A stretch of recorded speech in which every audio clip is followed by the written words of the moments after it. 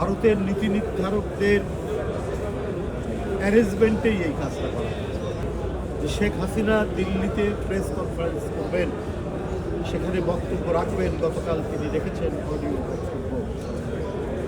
Global journalist club of south Asia তাদের প্রোগ্রামে বক্তব্য।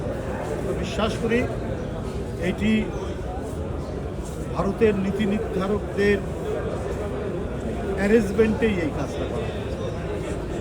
কারণ শেখ হাসিনা বাংলাদেশের থেকে পলাতক একজন আসামি, তার মৃত্যুদণ্ড হয়েছে, তার যাবজ্জীবন কারাদণ্ড হয়েছে, নানা খুনের মামলা, দুর্নীতির মামলায় তার বিচার চলছে। সে একটি দেশে পালিয়ে গেছে।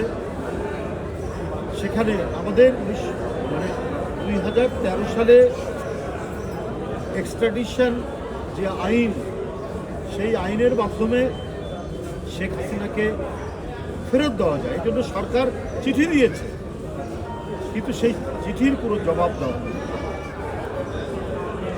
একজন পলাতক আসামিকে প্রত্যাবাসনের জন্য, তাকে ফিরিয়ে দেওয়ার জন্য যে আইন, সে আইন এবং দুই দেশ সেটাতে সই করেছে, এগ্রিমেন্ট করছে, অথচ তারপরেও তাকে ফিরিয়ে না দিয়ে তাকে রাজনীতি করার সুযোগ করে দেওয়া হচ্ছে। এইটা আমি মনে করি আমাদের জাতীয় সার্বভৌমত্বের প্রতি একটা অপমান।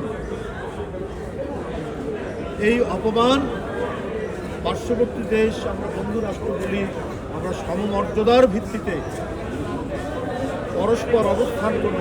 আরও অন্যান্য দেশ যারা রয়েছে, সেইখানে একজন পলাতক আসামিকে তার রাজনৈতিক বক্তব্য তুলে ধরার জন্য সুযোগ করে দেওয়া হলো, এবং তার পুত্র সহ, তার পুত্রের সহযোগিতা, সজীব ওয়াজেদ জয়ের সহযোগিতা, এটা অত্যন্ত দুর্ভাগ্যজনক।